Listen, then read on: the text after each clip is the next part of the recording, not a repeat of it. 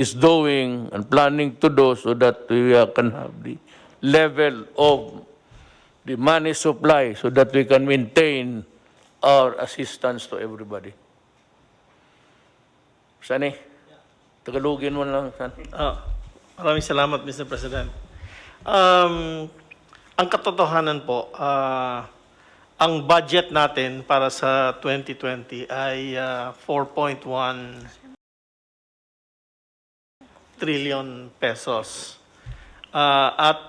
So far, ang nagastos po natin is already for this COVID is na hindi natin plinano ay 352.7 billion pesos na. At masasabi ko po na so far, na-finance natin itong amount, na-finance natin partly sa tax collection, pero bumababa na ho yung tax collection natin. Ang balanse, pininanso natin sa sarili nating savings at humiram pa tayo ng pera sa mga multilateral agencies kagaya ng ADB at World Bank. So far ho, sufficiente po yung cash natin, pero naiipit na po tayo sa budget allowance natin. So yan po ang problema natin ngayon. May cash ho tayo, pero wala ho tayong authority gumastos ng ganong kalaki. So we're making sure na lahat ng gastos natin ay number one, for the benefit of yung pinakamahirap sa bayan natin. At rinireserba ho natin yung balanse para sa mga build projects natin para pag natapos na itong COVID, may pera tayo pang invest sa build ho. At saka we will create jobs and we will create business opportunities with that. Thank you ho. Actually, what Sunny is telling us is that there's money for now. Because, alam mo, yung budget nga natin, yung ginawa last year to be implemented now, walang COVID dyan. So, Department of DSWD, Highways, Department of Trade and Industry, Health, nakaplantsa na yan. So, ngayon, pagdating ng COVID, tanggalan ko yan ng mga proyekto dito sa highways. Yung highway dyan, wala na muna yan. Sabihin ko kay Tugadi, huwag na muna yan. Minus yan. Lahat para makapag-ipon at kinuha na yung budget na yung regular budget sana kung walang COVID going smoothly to be implemented this year. But because of the COVID, yung first and second, third quarter, alam mo wala yung pera. Sabi ko, hangin lang yan. Yung sinasabi ni isa pang itong walang alam na ugok ito si Trillanes. Nagsasalita ng trillion ng hangin. Trillion of cubic meters of air in your head. And it is too tight. That is why para kang buang sa salita ka ng trillion. Kaya ikaw yung putang ina pa, rebuilde ka pa dyan. Hindi ka pala marunong eh. Kita mo kung nanalo kayo, ano mangyari sa Pilipinas? Puro porma, puro hambog, puro hamon, at batukan mo raw ako. Sabihin ko sa driver ko, sampalin ka. Ang driver ko lang, utosan ko, kay handyan ka lang. Ang tingin ko sa iyo, ka-level mo, driver. Ulol. Yan. So, yan ang ating, kinukuha na natin yung mga projects this year. Wala na sabihin, kalimutan mo na muna yun. That was prepared. Preparado na yun. Eh, dumating COVID. Wala. Ito. What we are making sure, and Sunny has said earlier in the previous meeting, that if the funds are not sufficient, they will have to borrow.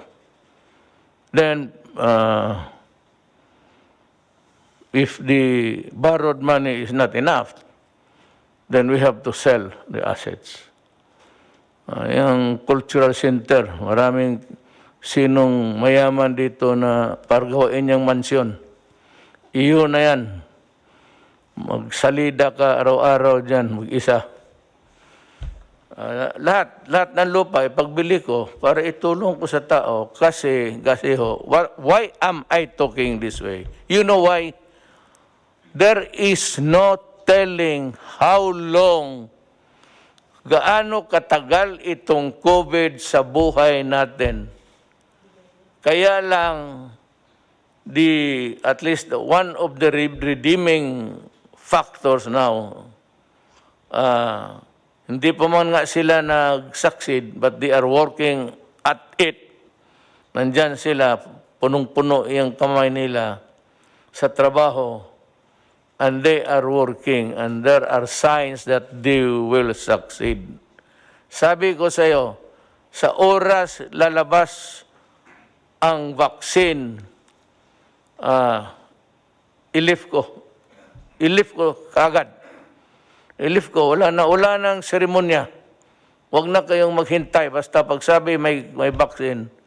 And by the way, yung 10 million ko na sa ating mga scientists dito sa Pilipinas, yung mga doktor, mga ano natin, the bright Filipinos who are there working day and night, trying to find out how to combat COVID, I'm raising the bounty to 50 million. 50 million ho ang ibigay ko sa grupo because it is a collegial thing, hindi naman sa isang tao. 50 million. Baka pag sa ligaya ko, another 50 million. So that's, pagka mayroon nandyan kung maligaya ako masyado, di 100, puro kayo milyonaryo. Huwag kayong mahiya, tanggapin yan. Total, sabihin, Mayor, ginawa namin ito para sa bayan. Sabihin ko ito, isauli ko ito kay Dominguez. Gusto niya, hindi na ito, maibalik. Sige, Mayor. Yung kaya mga bata, you have put the money to good use. Basta ako ngayon, 50 million ako. Kung ang Pilipino makakuha ng, yung alam ng Amerikano, yung mga puti, yung sa Europe, alam rin ng Pilipino yan. So, pabilisan lang yan. That is why I said, I'd like to ask do they need to funding to continue working, sir? Itong mga scientists natin working at the vaccine thing, do they need a funding?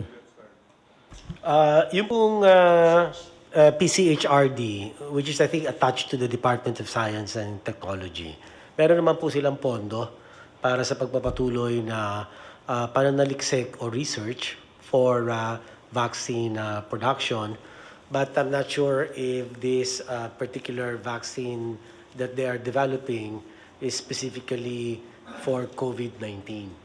Aalamin ko pa po kung isinama na po nila ito sa kanila pong kasalukuyang research work. Well, anyway, whatever it is, as long as they are working on to find out, to discover COVID, it does not really matter to me.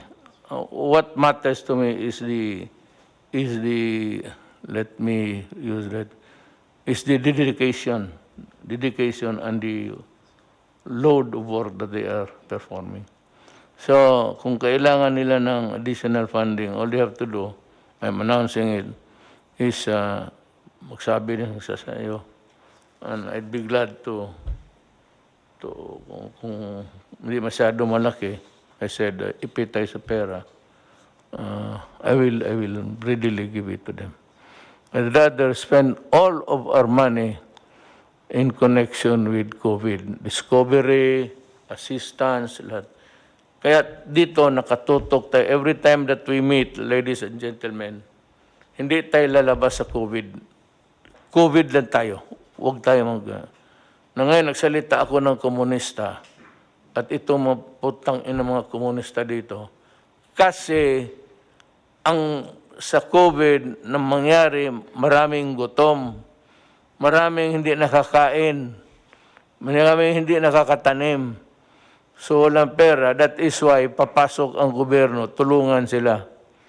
Kaya naman, pinagbabaril itong mga putang inang NPA na ito, kaya napunta tayo doon.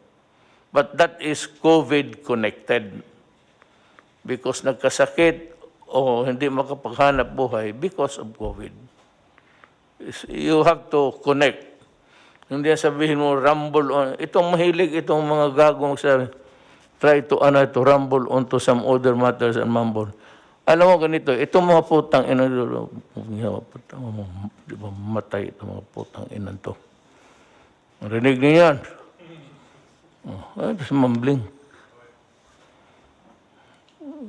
Basta. I am just putting notice to everybody that itong komunista, malaki ang gastos natin. Do you know how much we spend sa isang putok lang? Marinig mo man yan. Brrrr! Isang putok yan, 35 pesos. Tang-ina ninyo.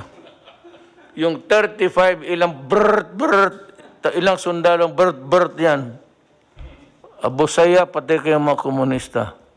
Ilang 35 pesos yan. Yung bala ninyo, yun yung bala ng mga sundalo na pinatay ninyo. Kaya ginagamit ninyo pera ng tao pagpatay ng sundalo. Kuha ninyo. Yung mga mortar ninyo, those are the armaments and equipments na nakalkal ninyo sa mga patay na sundalo. Yan pinaputok ninyo, pati pinaputok ng sundalo, pera ng tao yan. But you are not the government. Sige. Yan ang history ng COVID. You will always be a part. Someday, if we will write a narrative of the COVID, nandyan talaga kayo sa isang chapter sa putang ina para sa inyo. You see how you punish the Filipino people for your ideology. Kayo mga NPA na kikinig, sumurinder kayo. Kagaya ng ginawa ko sa Mindanao. Bibigyan ko kayo ng bahay, bibigyan ko ng hanap buhay. Huwag ninyo agawin yung assistant dyan. Kaawa naman yung tao. Pagkain nila yan, kunin ninyo, wala na. Para na rin pinatay mo yung mga pamilya dyan sa mga lugar na hindi maabot ng sundalo. Ang nakakarating dyan yung mga walang armas yung mga DSWD.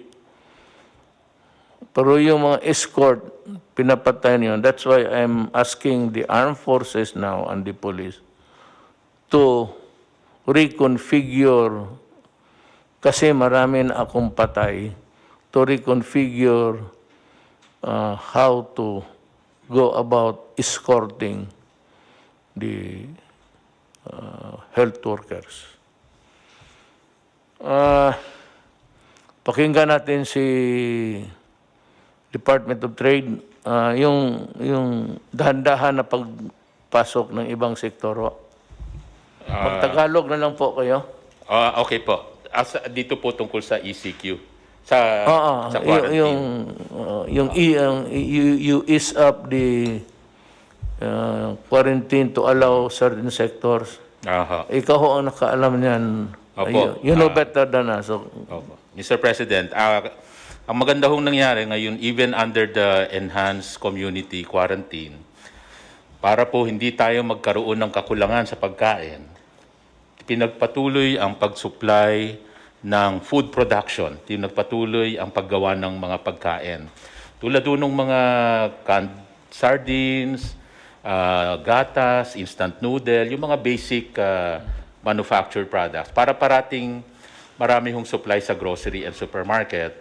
Dahil po kahit community quarantine, ito po yung mga inalaw na mag-operate. So inalaw po ang food production, inalaw po ang mga essential products tulad ng sabon for hygiene, sabon, shampoo, pati ho yung essential din po yung mga alcohol para ho sa mga panahon ngayon. Yung iba hong hindi essential products, hindi ho muna natin pina-operate in keeping dahil po gusto po natin ang mga taong bayan as much as possible nasa bahay. Kaya ho piling-pili lang yung pinayagan natin, yun dun lamang sa makakatulong sa food availability. Hindi tayo magkaka-shortage, kaya pinapaalala natin sa taong bayan na huwag magpapanik dahil kahit ho naka-enhanced community quarantine, ay napakadami ho nating pagkain, yung supply. In fact, dahil sa pagmi-meeting ng ating IATF, eventually, inaalaw po natin kahit lagpas 50% yung skeletal workforce. Hindi na skeletal workforce na 30% lamang ang allowed. Kailangan more than 50%. Ibig sabihin, maraming tao. Para ho, ang ating production rate umabot sa 80 to 100%. So, para hindi magkaroon ng shortage. Pangalawa ho, yung ating mga finished good inventory, yung mga gawanan na produkto, ay more than 2 weeks, 2 linggo equivalent. Hindi tayo magkukulang. At yung raw material na ipoproduce pa lang para gawing finished goods, mga 45 days, lagpas sa 1 buwan. So, ibig sabihin ho, marami ho tayong pagkain. So, yan po yung mga iba sa mga inaalaw ngayon na dito sa environment ng ECQ, food products, essential products. Allowed din po siyempre yung iba hong operation tulad doon ng mga bangko para ho may mga gusto mag-withdraw sa ATM, may mapa-i-allow po yon. Siyempre po, agriculture products, doon magsisimula yung pagkain, allow din po yung mga ganitong activity. Ang nakabitin na lang po ay yung sa construction, yun po yung pag-uusapan pa moving forward, pati ho yung sa mga SMEs, yung mga malls. Kasi ho, pag yun ho, maramihan kasi, kaya worried din ngayon po yung grupo natin kung i-open ho ba natin ito dahil contrary to dun sa gusto natin mangyari na panatiliin sa bahay ang mga taong bayan. Pero ho, ito ho ay pag-uusapan pa. Yung mga iba hong mga essential activities, so inaalaw naman po during the enhanced community quarantine. Ang isa pa hong sinisigurado natin ay ang pricing, wala hong profiteering or wala rin yung nagsasamantala sa hoarding. At diyan po, nagsama-sama po ang DTI, ang PNP, CIDG, NBI, DA at saka DOH. Diyan po marami, over 500 na po ang ating mga nahuhuli na mga profiteers at mga hoarders. Kaya babalaho talaga yan. Ay, isa pa hong magandang nangyayari ngayong ECQ ay yung mga manufacturers natin na re-report post. Yung mga dating hindi gumagawa ng mga face mask or hindi gumagawa dati ng mga personal protective equipment, ngayon ho ay gumagawa na sila. Tulad ho nung mga mask na suot natin ngayon, ay yung iba ho dyan ay ginagawa na ng mga manufacturers natin ngayon. Kahapon lang ho, Hanap ka, bigyan mo sana. kahapon lang ho ay inalaw po natin, nag-turnover tayo ng 10,000 pieces ng PPEs out of the 300,000 na PPEs at yun po yung donation po ng San Miguel Corporation para ho sa PGH, tinurn over po natin sa DOH. So 10,000 po yon out of the 300,000 na ipuproduce pa para sa ating mga health workers. So meron po tayong mga manufacturer na nilipat yung kanilang production para makaproduce ng mga masks, PPEs, pati ventilators gagawin na. Mga 10 kumpanya na ang may involved dito sa repurposing yung manufacturing. Ibig sabihin, magpuproduce na sila ng mga critical products na kailangan ngayon. And moving forward lang po, last 2 items, marami ho tayong piniprepare na tulong sa MSMEs, micro SMEs, lalo na pag na-lift na itong ECQ. Nandyan ho yung pauutangin sila, low interest rate, dun po sa inyong programa na P3, Pondo sa Pagbabago at Pag-asenso. 1 billion po yun nakalaan doon. At sa tulong po, pakikipag-ugnayan sa DOF, sa Land Bank and DBP, another maybe around 30 billion na pwedeng ilaan din para sa mga micro SMEs. Kasi yung micro SMEs, pahihiramin po para meron silang working capital pagka i-restart natin yung economy. Kasi aside from the MSME, yung isang tulong ay yung wage subsidy sa worker na nirelease po ng SSS, BIR at DOF. So, para talagang matulungan sila sa pag-restart ng economy. And lastly, dahil po sa Bayanihan Act ay nagkaroon po ng grace period. Hindi muna babayaran yung loan at grace period ho pagdating sa renta. Yun po yung inyong kinover. Para ho wala dapat paalisin na umuupa sa residential, pati yung renta ng mga micro SME sa mga commercial places. So marami ho tayong prepare na programa para ho sa micro SMEs. Thank you, Mr. President. Salamat, Secretary Lopez. We'll wind up with the 3 speakers from Secretary Dar. Still about food supply, then we go to the health aspect. Sige, Mr. President, fellow cabinet members. Ang pinag-uusapan kasi natin dito yung pundo, no? And our budget for this year is finite. We're only pegged at 4.1 trillion, out of which ang antimano kaagad na automatically appropriated doon ay 1.249 trillion. Tapos yung 2.8 trillion, yun yung new appropriation. Para saan yung new appropriation? Yun yung binibigay natin personal services, MOOE, financial expenses, at capital outlay. Now, hindi naman natin ini-expect itong COVID. Bigla na nga lang dumating.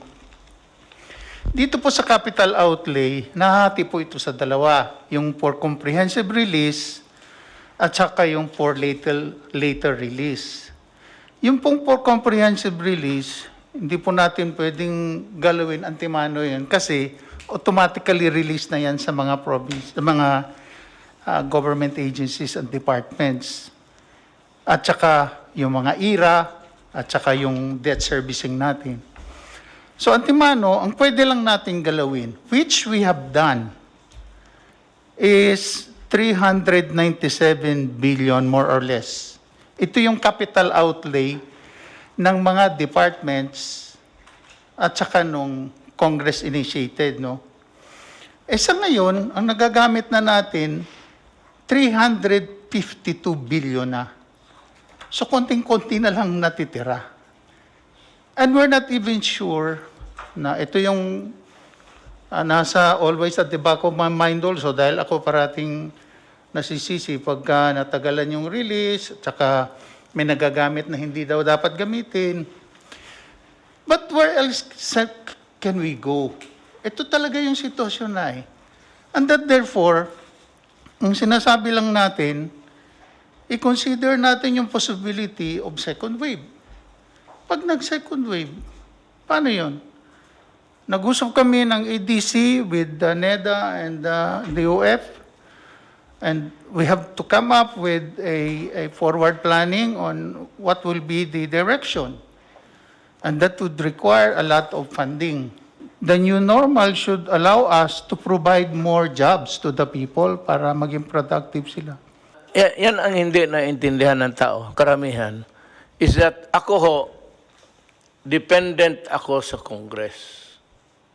Powerful nga ang presidente, lahat. Ang Congress, sila lang, yung pati yung empleyado nila. Diyan sa Congress lang. Yan na sila.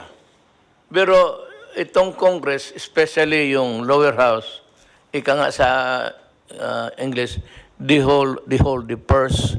Ibig sabihin, hindi ako makagastos ng pera hanggang hindi sabihin ng House, then approval by the Senate, pero manggaling talaga sa House, na sige, bigyan ka namin ng 300 billion na hangin para magamit mo. Yung 300 million, kukolektahin pa po yan. Wala hong ready money. Sabi mo nandyan. Yung sinabi kong 300 na tinago ko, savings yun sa gobyerno, na sinabi ko kay noon, started, kailan ba ako nag-umpisa? 2015. 16, nag-ano na kami ng pera. Dahan-dahan lang, kukunti-kunti. Saving, parang alkansiya, mag-alkansiya kasan. Kaya mayroon na kaagad akong ready. But yun naman was not really for the purpose of spending for the COVID. Because wala pa naman ang COVID noon. It was a non-existing alien. And hindi natin alam. That was intended, nasabi ko san, before I go out, makita lang man ng mga tao na ang pera na hindi na ginastos ng kung todo-todo, nag-save tayo. That was my only purpose actually. Ngayon, nandoon ang COVID. Now, dito yung sinasabi ni Wendel, tama yan. Mag-appropriate ang lower house, House of Representatives, yung mga congressman, hindi yung senador.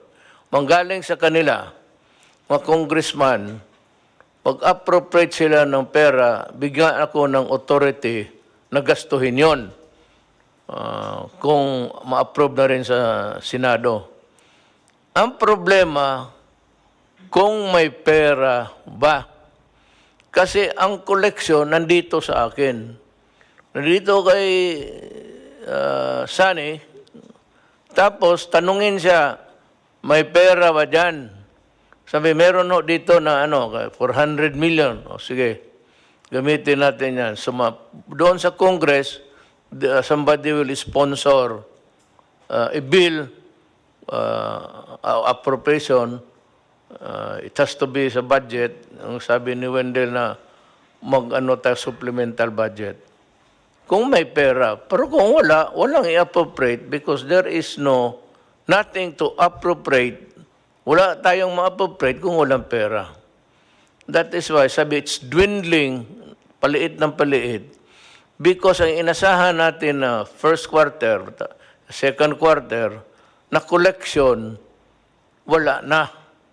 Napurnada na because sarado ang mundo. Ang komunidad hindi gumagalaw. Wala na nagtrabaho. Lahat tayo, pati ako sa puro papel. Isang katerbang papel. Yun lang man to. Dinala sa bahay ko. Babasahin ko lahat yan. Hindi ako nagpipirma ng hindi ko nababasa. Tapos, para hindi tayo masabit. Tapos, yan ang trabaho ko. Wala nagtatrabaho. So, yan ang problema ngayon. It's really a question of money. Money has always been since time immemorial. Now, remember that wala kaming hangarin na pigilin yung pera. It's not ours, it's not anybody's money, but it belongs to the Filipino people and should be spent for the welfare of the Filipino people. Hanggang dyan lang. Now we go to Secretary Dar to see how the agricultural sector is coping up. Thank you, Mr. President. Marami pong salamat. Sa agrikultura po naman, under the enhanced community quarantine for Luzon and vis-a-vis agriculture and food, ang una po natin tiningnan po yung food availability, food accessibility and affordability, plus yung price stabilization and the movement and logistics relating to the food supplies. At the initial stage, Mr. President, ng ECQ, may opening naman ang agrikultura, skeletal level, but even with that, of course, we were practicing again all the health or quarantine measures, may physical distancing at saka din paggamit ng face mask. Then, after 1 month, doon sa IATF po, nadagdagan na po yung level na mga aktibidades doon sa kanayunan. So nasa optimum level tayo ngayon sa farming, sa fishing, at related sa lahat po ng even yung mga manufacturing ng agricultural inputs, fertilizers, pesticides, and the like. So marami po tayong matotal, mayroon akong individually maibigay na datos, but overall, mayroon tayong sapat po na pagkain. Yung initial days lang, yung mayroon mga sobrang mahigpit sa kanayunan, mas lalo sa barangay na nag-checkpoint. So doon tayo nagka-prone na little problem, but over this time now, hanggang ngayon na ay okay na po yung food supplies, yung movement. Kasi simulat sa pool naman, ang ITF ay nagsabi na there is unhampered movement ng mga cargoes, both food and non-food. So sa bigas po, ang rice outlook natin dito sa taon na ito, mayroon tayong demand na 14.6 million metric tons. Ang supply ay 17.9 million metric tons. So, may deficit na 3.3 million metric tons. Pero, gumawa na tayo ng mga hakbang para ang ending sufficiency level natin sa taon na ito ay from a level of 87% lang po kasi ngayon yung naproproduce natin dito sa bansa. Pero with now the additional 8.5 billion pesos for the rice resiliency project, it will bring us to 94% po yung domestic rice production natin. May isang ano lang ako, bago ko makalimutan, isingit ko na lang. And I have asked Bong to talk about this because he was the one he was the proponent who submitted it to me. Bong. Magandang gabi po. Habang patuloy nating nilalabanan ang COVID-19, paghandaan na natin ngayon pa lang ang new normal, nananawagan ako sa pamahalaan na mag-umpisang maglatag ng programang Balik Probinsya at iba pang hakbang na magbibigay insentibo sa ating mga kababayan na lumipat mula sa Kamaynilaan at ibang malalaking lungsod papunta ng mga probinsya. Nakikita naman natin ang naging masamang epekto at hirap dulot ng sobrang pagsikip ng mga tao at pamamahay. Katulad sa Metro Manila, mas mabilis kumalat ang sakit at mas nahihirapan ang ating national government at ang mga local government units na alagaan ang lahat ng apektado ng krisis na kinakaharap natin. Marami pong stranded, hindi sila nakaka-uwi dahil inabot na po sila ng enhanced community quarantine at maraming hindi nakakatanggap ng social amelioration dahil maaring magduplicate po kasi yung pamilya nila ay naiwan po doon sa probinsya. Marami na tayong natutunan sa krisis na ito tulad ng hirap sa dulot ng pagkumpul-kumpol ng tao sa mga syudad. Simulan na nating paghandaan at tuluyan na nating aksyonan ang isyong ito at huwag nang antayin pa na mas lumala pa ang problema. kailangan magkaroon ng gobyerno ng long-term solutions upang matugunan ito. Dahil sa kakulangan ng pangmatagalang urban planning at rural development sa mga nakaraang dekada, nagsipuntahan ang maraming mga probinsyano sa mga malalaking lungsod dahil andon ang oportunidad sa hanap buhay. As soon as the enhanced community quarantine is lifted and travel is gradually normalized, the government must encourage Filipino families to move out of Manila and other metropolitan areas. Government must provide them the means and incentives to go back to the provinces for good. LGUs must also ensure that necessary quarantine measures and mass testing for COVID-19 are in place to prevent those possibly infected from spreading the disease.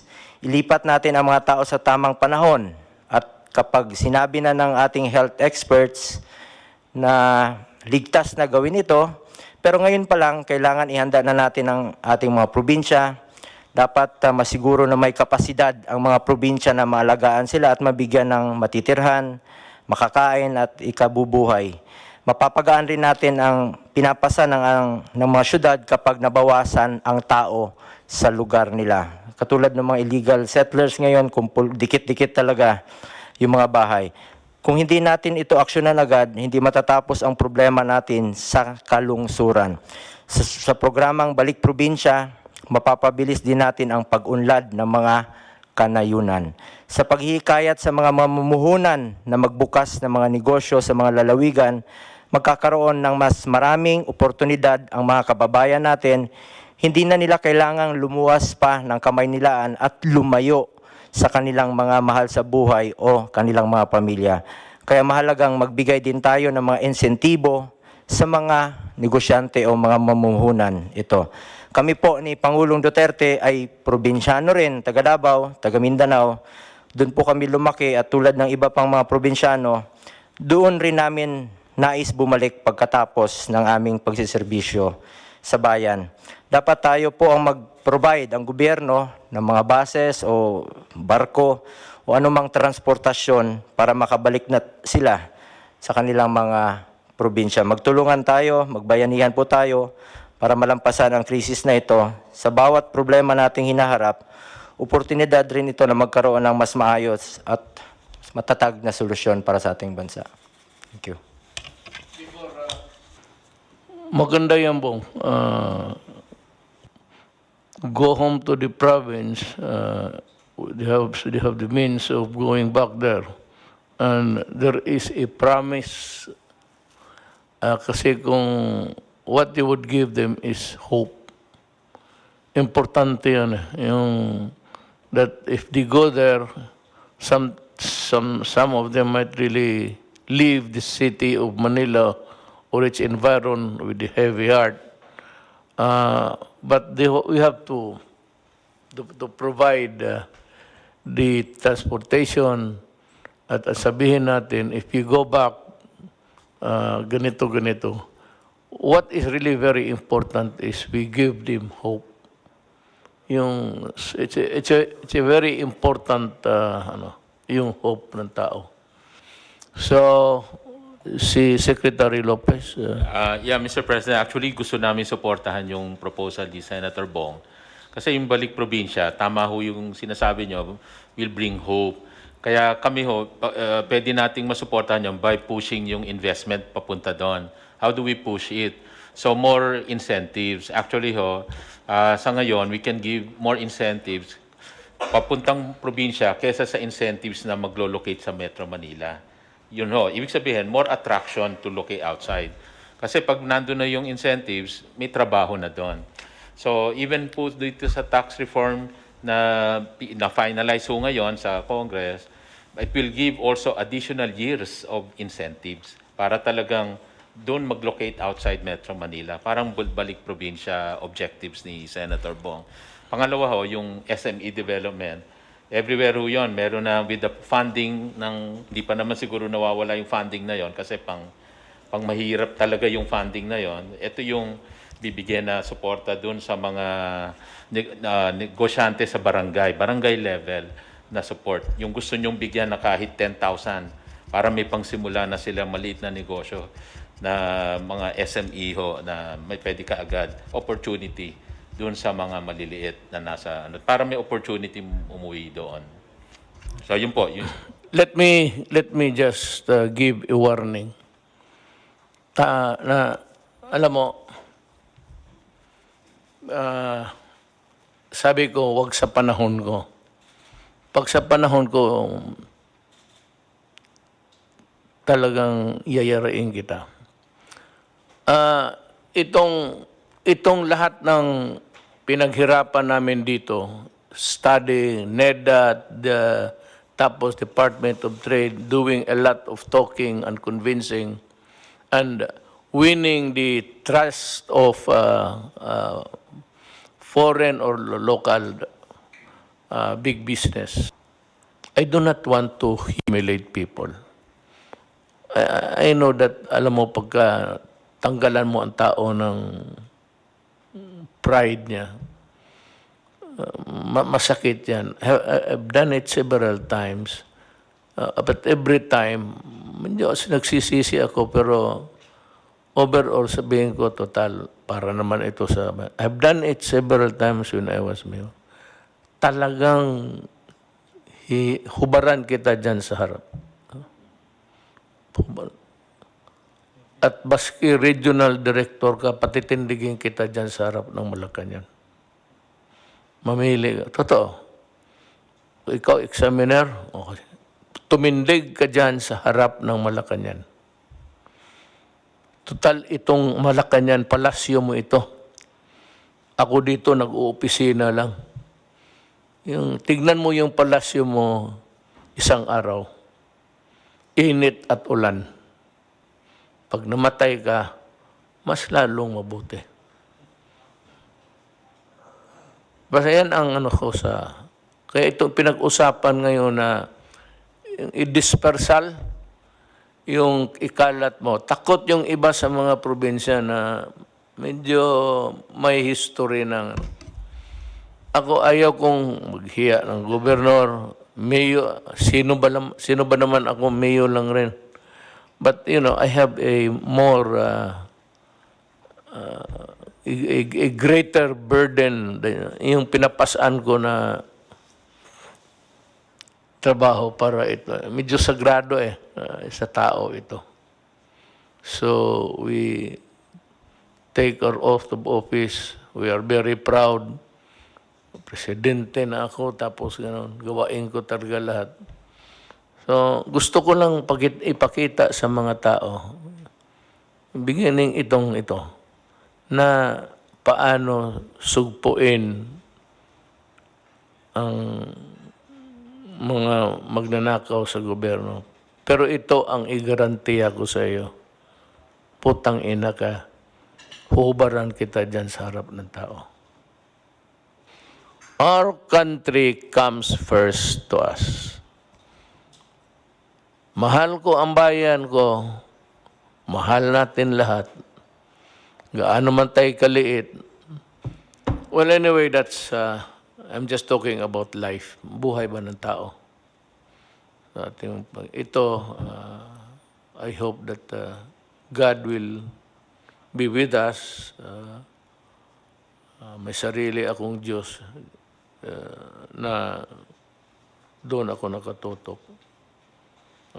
To help me because I'm having a hard time carrying the load of the nation. Nung nakapag-ECQ po tayo, nagkaroon po tayo ng sapat na panahon kahit na papano na maihanda po at mapaunlad ang kakayahan ng ating pong sektor ng pangkalusugan, ang mga ospital, ang ating pong mga beds, ang ating pong mga ventilator machines, ang ating pong mga isolation rooms, ang ating pong mga quarantine facilities. Ay nakita naman po ninyo siguro, Mr. President, yung ating PICC, ang ating pong World Trade Center, ang ating pong Rizal Memorial Complex, ang atin pong New Clark City Athletes Village, at mga iba pa pong mga bagong gawang mga quarantine facilities, ay talagang yan po ay napalawig na po natin, napaunlad na po natin ang kanilang kapasidad. Kaya talagang napakaganda po nung inyong pasya na isagawa po itong enhanced community quarantine. At sa aspeto po naman ng kaperahan o sa funding, ang inyo pong PhilHealth ay nakapag-advance po o nakapag-desisyon ng board na mag-advance ng 30 billion pesos para po sa mga ospital, sa pampubliko at sa pribadong sektor, para lahat po ng mga COVID patients ay babayaran po through the COVID benefit package.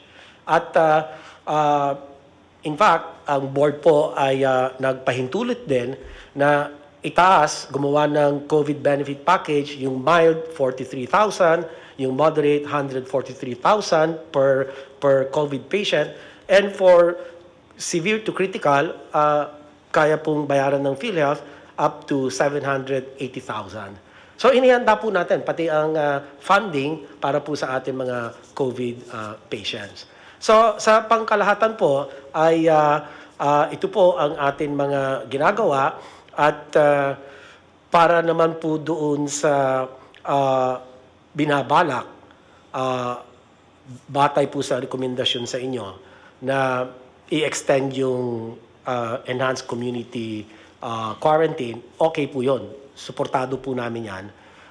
Kung meron naman pong kinakailangan na luwagan yung mga lugar na sa kasalukuyan naka-enhance community quarantine, ay siguraduhin lang po natin na yung mga pamantayan ng kalusugan or minimum health standards ay dapat pong nakatalaga bago po magluwag. Dahil sa bandang huli po, ang kalusugan ng taong bayan po ang atin pinangangalagaan higit po sa lahat. Maraming salamat po, Ginoong Presidente. Salamat, Secretary Duque. Magtanong kasi ang tao, ang interesado ninyong gustong lumabas sa bunganga ko, kailan ba talaga ito matapos? Ang COVID ho, hindi matatapos yan. It will be here and it will stay until kingdom come. Pero pag may bakuna na, baka sakali nga mauna tayo, ma-embolden yung ating mga scientists to work overtime to come up with a vaccine. COVID equals vaccine. Period. Siguro nasabi naman ng lahat ng dapat sabihin, and the things that you must know and need to know, nasabi na po namin. And one thing I can assure you, that we were just waiting for the right time.